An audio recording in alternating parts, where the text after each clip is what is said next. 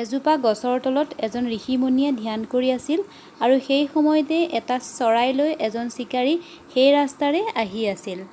ধ্যান কৰি থকা ঋষিমুনিজনক দেখি চিকাৰীৰ মনত এটা প্ৰশ্নৰ উদয় হয় আৰু প্ৰশ্নটো কৰিবৰ বাবে চিকাৰীজন আহি ঋষিমুনিৰ ওচৰ পায়হি।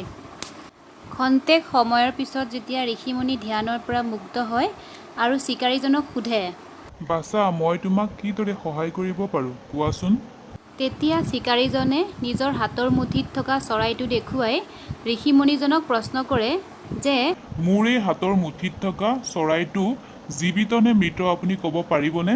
চিকাৰীজনৰ প্ৰশ্নটো শুনি ঋষিমুনিজনে নিজৰ মনতে ভাবিলে, যদি তেওঁ এই চৰাইটোক জীৱিত বুলি কয় তেন্তে হ'লে চিকাৰীজনে নিজৰ হাতৰ মুঠিতে চৰাইটো মাৰি পেলাব, আৰু যদি মৃত বুলি কয় তেন্তে এই চৰাইটোৱে আৰু পুনৰ জীৱন ঘূৰাই নাপাব।